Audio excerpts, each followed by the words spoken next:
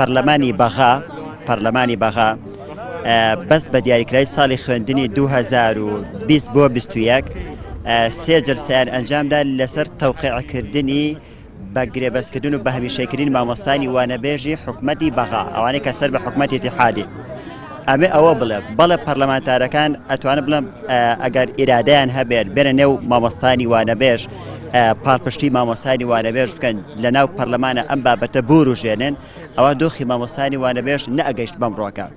ئێمە ئاگادارین دەبوو پێشووتر کۆمەڵک جلسە بکرا بۆ مامۆستانی وانەبێژ لە ناو پەرلەمانی کوردستانە، بەڵام بەداخەوە دەڵێ سەرۆکاتی پەرلەمان یا بەشێکی دیکە لە فراکسیۆنەکان ناهات نێژەر ئەو بەرپرسارەتیە. ئێمە تەواوی فراکسیۆنەکانمان دووە دەڵێن پاڵپشتانین یاداشتەکانتانمان پێگەیشتووە، بەڵام کاتێک کە دێتنەوە کۆبوونەوەی پەرلەمان کەسی نابەرم داواکارەکەم. داوای مامۆستایانی وانەبێژ ڕەوایە بە دوو هۆکاری یەکەم پەروەردە خۆی پێویستی بە مامۆستا هەیە و فەراغ و کەلێنی هەیە. چەندین خوێندنگە لە شارۆچکەکان لە لادێکان ئەگەر ئەم مامۆستا بەڕێزانە نەبن دائەقرێن کە ئەمە مەسلحەی عامەیە و پەیوەندی بە مناڵی خەڵکی هەژارەوە هەیە.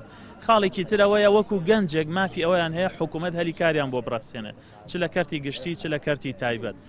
لە کەرتی گشتیا ئێستا فەراغ هەیە، ئێمە ئەزانین حکوومەت پارەی هەیە، ئیمکانیاتی هەیە، داهاتی هەیە، بای ئەوەندەی بە سیستەمێکی عادیلانە مامۆسایان دابمەزرێنە لە کەرتی تایبەت، لە کەرتی تەندروستی بەپێ پێویست، لە کەرتەکانی تریش بە هەمان شێوە. بۆیە ئێمە جەخت لە داواکانیەکان نەکەینەوە، پشتگیریانەکەین، پاڵپشتیانەکەین و لەگەڵ ژمارەیەک ئەندام پەرلەمانی دڵسۆز یاداشتێکمان بە واژۆی نزیکەی 40 ئەندام پەرلەمان پێشکەش کردووە.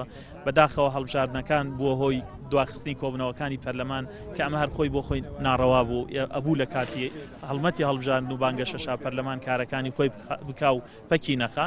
ئێمە هیوادارین لە هەفتەی داهاتووە لە زووترین کاتە یەکەم کۆبوونەوەی پەرلەمان ئەم یاداشتە ڕەچاو کرابێ کە بە پێی پەیڕەوی ناوخۆ و یاساکان پێشکەشمان کردووە بۆی داوای ئەم بەڕێزانە لەوێ لە پەرلەمان کە نوێنەراتی هەموو خەڵکی کوردستان و ئەمانی شەکال لەوێ گفتوگۆ بکرێ بە ئامادەبوونی وەزیرانی پەیوەندیدار بە تایبەت وەزیری پەروەردە و وەزیری دارایی و دەستەی سەرۆکاتی پەرلەمان وەزیرانی پەیوەندیدار بەم قەزیە و بانگێشت کا کە بریتین لە وەزیری پەروەردە و وەزیری دارایی.